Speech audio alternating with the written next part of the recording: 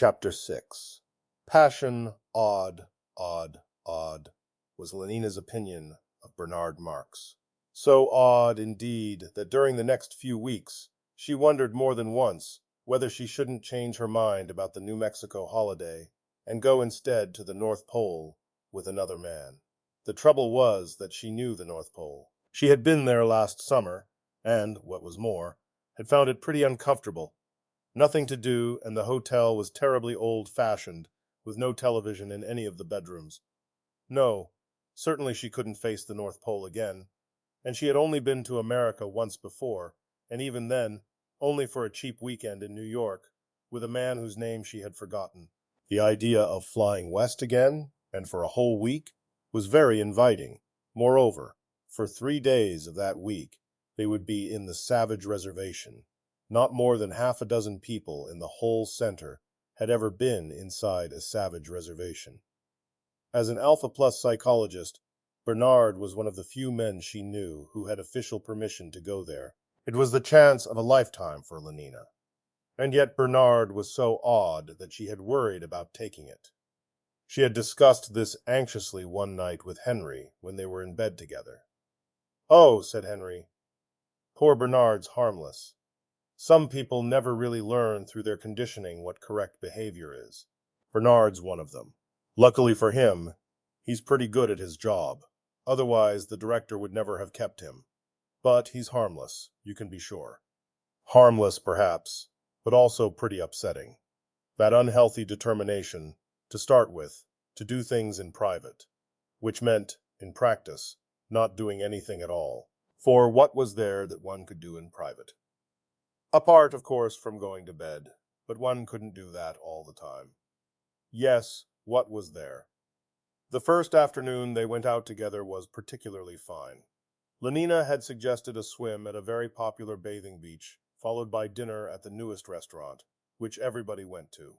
But Bernard thought there would be too much of a crowd. Then what about a round of obstacle golf?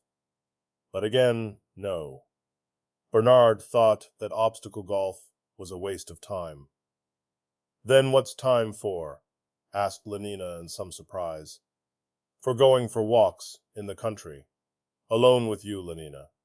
"But, Bernard, we shall be alone all night." Bernard went red in the face and looked away. "I meant alone for talking," he said. "Talking, but about what?" Walking and talking. That seemed a very odd way of spending an afternoon. In the end, she persuaded him, much against his will, to fly over to Amsterdam to see the final of the Women's World Football Cup. In a crowd, he complained, as usual. Phi remained silent and unhappy the whole afternoon, wouldn't talk to Lenina's friends, of whom they met dozens in the ice cream Soma bar at half-time, and in spite of his unhappiness absolutely refused the chocolate Soma ice that she bought for him to cheer him up. "I'd rather be myself," he said. "Myself and unhappy. Not somebody else, however cheerful." On their way back across the channel, Bernard insisted on stopping the forward movement of his helicopter and letting it hang within 30 meters of the waves. The weather had turned worse. A southwest wind had sprung up. The sky was cloudy. "Look," he commanded. "But it's horrible," said Lenina, turning her face from the window. She was frightened by the rushing emptiness of the night, by the black water rising and falling endlessly beneath them, by the pale face of the moon among the racing clouds. "Let's turn on the radio." "Quick!" She reached for the switch and turned it on.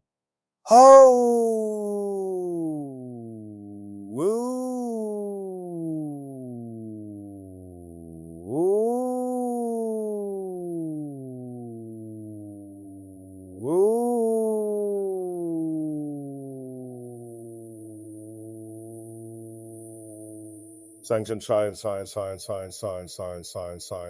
16 voices. Sweet as sugar. The weather's always.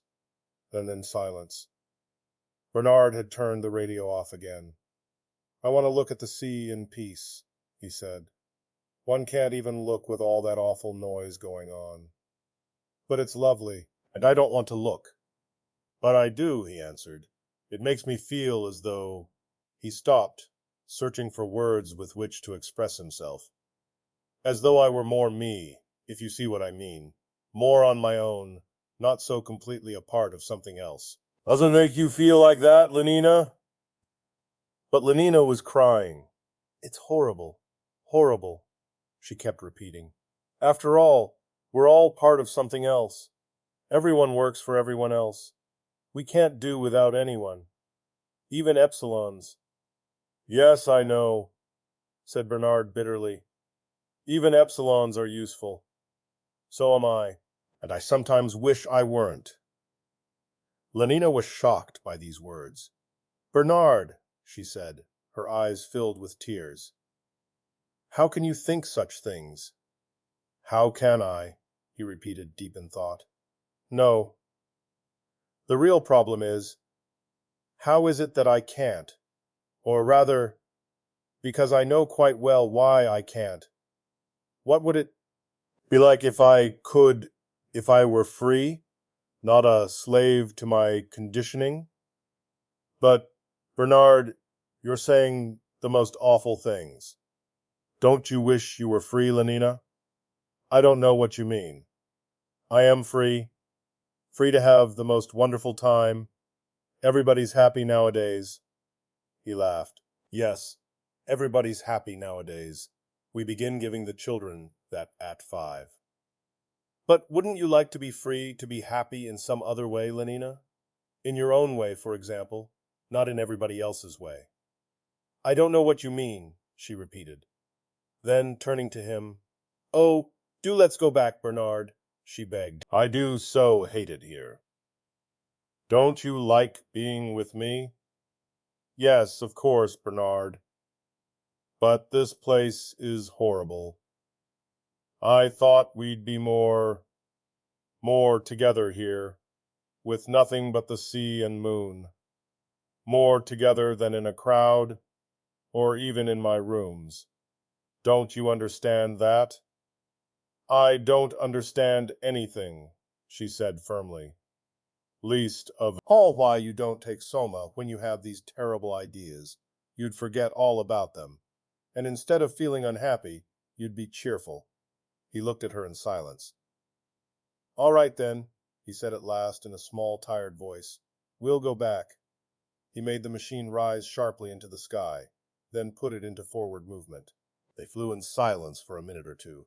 Then, suddenly, Bernard began to laugh. Rather oddly, Lenina thought. But, still, it was laughter. Feeling better? She asked shyly.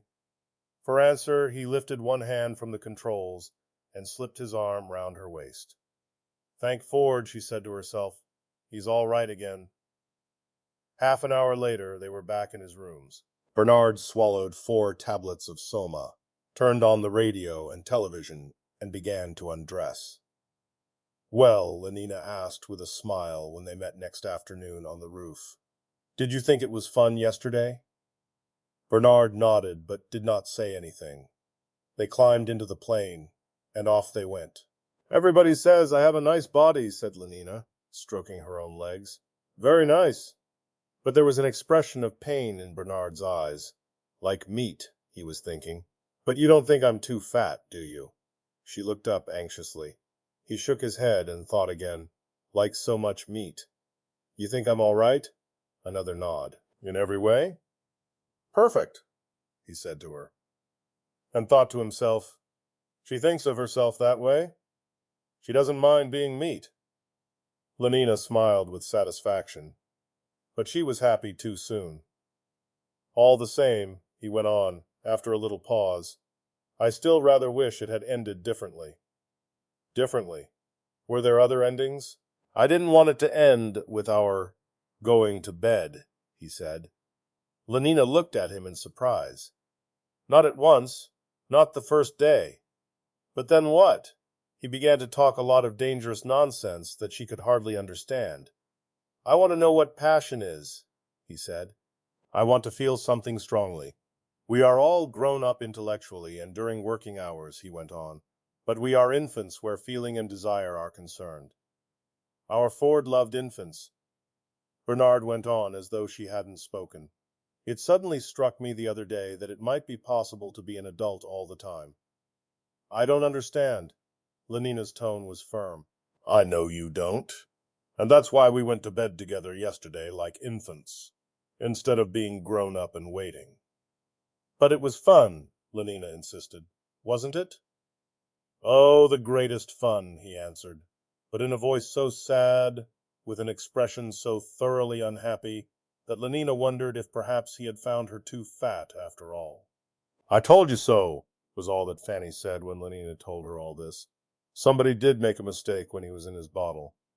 All the same, Lenina insisted, I do like him. He has such awfully nice hands. And the way he moves his shoulders, that's very attractive. But I wish he weren't so odd.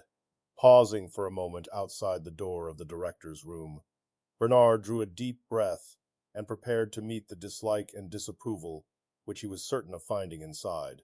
A permit for you to sign, Director, he said as coolly as possible, and laid the paper on the writing table. The director looked at him rather angrily, but the stamp of the World Controller's office was at the head of the paper, and the signature of the World Controller, Mustafa Mond, across the bottom. Everything was perfectly in order. The director could not refuse. He wrote his initials under it in pencil, and was about to give back the paper, without comment, when his eye was caught by something written in the body of the permit. For the New Mexican reservation, he said, and his tone, the face he lifted to Bernard, expressed a kind of worried surprise. Surprised by his surprise, Bernard nodded. There was a silence. The director leaned back in his chair, deep in thought. How long ago was it? He said, speaking more to himself than to Bernard. 20 years, I suppose. Nearer 25. I must have been your age. He shook his head. Bernard felt extremely uncomfortable. He wondered what the director would say next. I had the same idea as you, the director went on. Wanted to have a look at the savages. Got a permit for New Mexico, and went there for my summer holiday, with the girl I was having at the moment. She was a beta minus, and I think, he shut his eyes, I think she had yellow hair. Anyhow, she had a lovely body, a particularly lovely body. I remember that. Well, we went there, and we looked at the savages, and we rode about on horses and all that. And then, it was almost the last day of my holiday, then, well, she got lost. We'd gone riding up one of those horrible mountains, and it was terribly hot, without any wind, and after lunch we went to sleep. Or at least I did. She must have gone for a walk, alone. Whatever she did do, when I woke up, she wasn't there.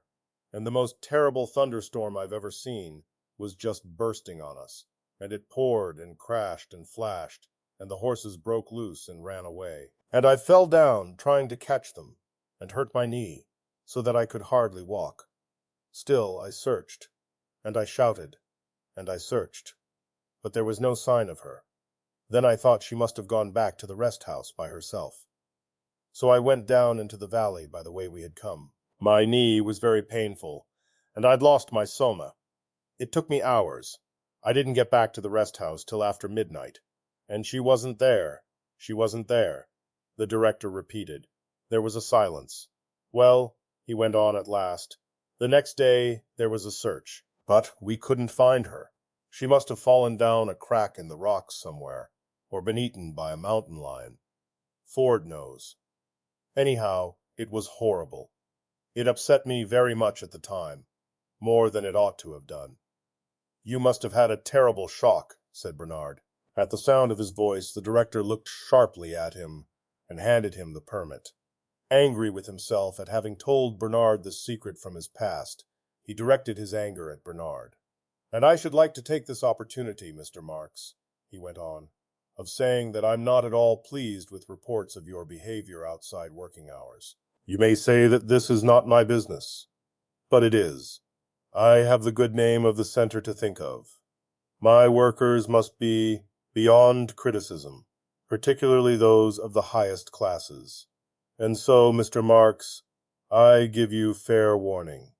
If I ever have any complaint again about your failure to submit to our rules for social behavior, I shall ask for you to be moved to a sub-center, perhaps to Iceland. Good morning. and turning away, he picked up his pen and began to write. "That'll teach him," he said to himself, but he was mistaken. For Bernard left the room with a joyful feeling that he stood alone against the whole of the social order, with the sense of his individual importance. He was not even frightened by the director's threats.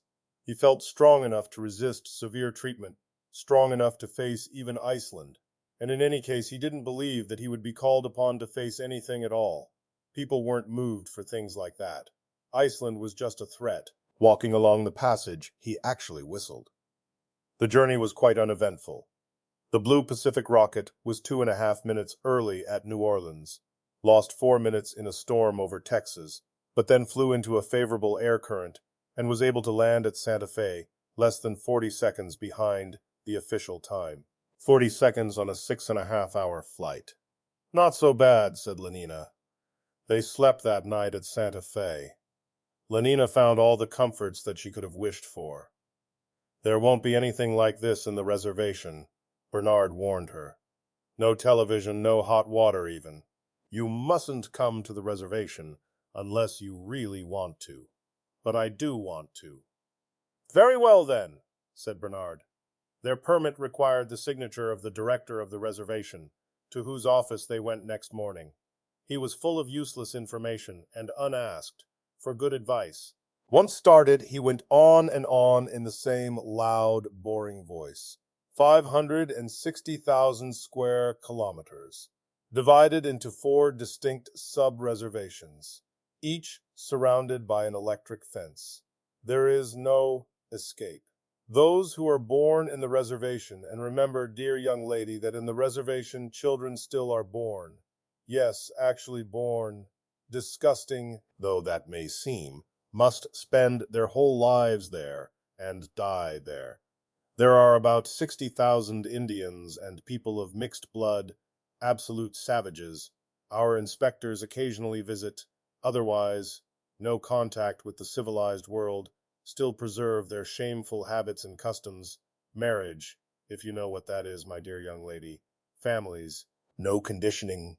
Christianity and awful old belief systems like that. Dead languages such as Spanish. Savage wild animals. Infectious diseases, priests, poisonous snakes. They got away at last. A message was sent to them at the hotel that on the director's orders, a reservation guard had come round with a plane and was waiting on the roof. They went up at once. They took their seats in the plane and set off. 10 minutes later, they were crossing the border that separated civilization from savagery. Uphill and down, across the deserts of salt or sand, through forests, down into deep valleys, over wide plains and tall mountain tops. The fence marched on, and at its foot, here and there, a pattern of white bones, a body on the ground, marked the place where a wild animal had gone too close to the deadly wires. "They never learn," said the pilot, pointing down at the bones on the ground below them.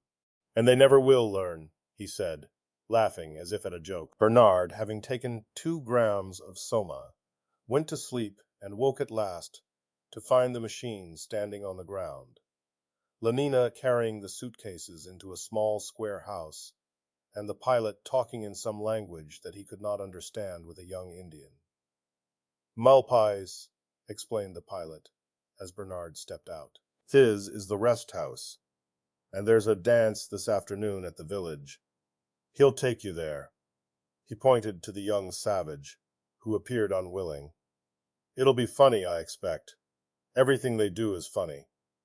And with that he climbed into the plane and started up the engines. "Back tomorrow, and remember," he added for Lenina's benefit, "they're perfectly all right.